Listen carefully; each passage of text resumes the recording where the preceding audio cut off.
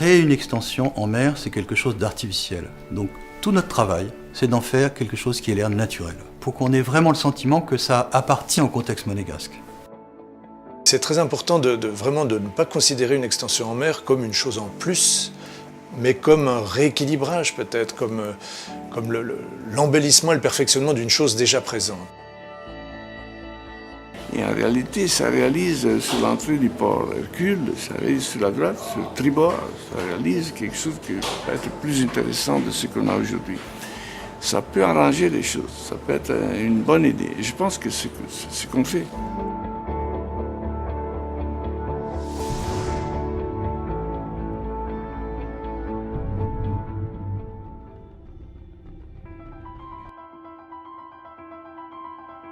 L'esprit de ce projet, c'est l'esprit de la mer, de la Méditerranée. C'est un lieu magique, la Méditerranée. Un des premiers enjeux, c'est le contour même, finalement. Et ce contour, il épouse les courbes d'égale profondeur. L'isobate, c'est celle qui permet en fait l'écoulement des courants marins et donc l'oxygénation de la mer. Tout a été dessiné, conçu, étudié techniquement aussi pour préserver totalement la zone d'herbier de Posidonie qui se trouve du côté de l'Arvoto et aussi ce qu'on appelle le tombant des Spélugues où il y a des coraux qui sont là et qu'il faut évidemment protéger. L'idée c'est que ce nouveau territoire soit exemplaire du point de vue de l'environnement terrestre également, du point de vue du paysage, un paysage typiquement méditerranéen. Donc la première idée, ça a été d'organiser le bâti comme une succession de villas. Des villas qui suivent le bord de mer, qui s'étagent sur la colline et qui s'étagent également sur les immeubles. Et c'est une manière d'évoquer finalement l'origine même de l'urbanisation de la Riviera, c'est-à-dire des villas qui se sont implantées en bord de mer, au milieu de jardins. Et ce mélange de villas et de jardins, ça va être très typique finalement de ce projet. Puis la deuxième idée, c'est de jouer sur une complémentarité, sur une complexité du projet. C'est-à-dire qu'il y a une partie qui est effectivement plus terrestre, et puis une partie qui est au droit du port, plus au large, et qui est plus indépendante et plus maritime. Il fallait créer un lieu qui devienne une destination. Et c'est ça qu'on fait. Un petit port avec un espace public dans lequel on peut se promener, les gens peuvent y aller, peuvent regagner la vue de la mer. Et sur ce port, vers la mer, il y a une créature qui flotte, il y a un bâtiment. Ce bâtiment est fragmenté, comme on peut voir. Il flotte d'abord.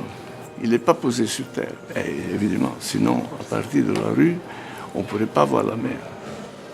Il faut qu'il soit léger et transparent, pas arrogant. Il faut qu'il soit un bâtiment presque timide un petit peu. C'est la légèreté, mais c'est aussi la lumière, la transparence. Il faut qu'entre un volume et l'autre, dans la fragmentation, il y a de l'air, qu'on voit les oiseaux, on voit les bleus. L'idée dans ce projet, c'est aussi de créer un quartier multiple, c'est-à-dire avec des ambiances multiples. Il va y avoir le quartier du port, il va y avoir un quartier qu'on a appelé le quartier des jardins d'eau et qui est constitué d'un ensemble d'immeubles qui sont tous aussi face à la mer, et enfin un ensemble de villas qui sont aussi installées au bord de l'eau.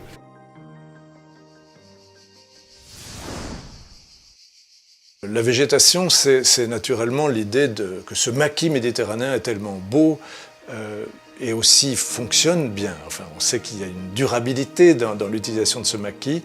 Donc d'abord, on le conçoit comme une sorte de décor, bien entendu, comme tout jardin, mais on va au-delà.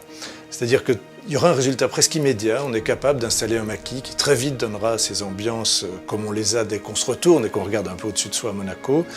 Mais le milieu qu'on va créer aura sa vie.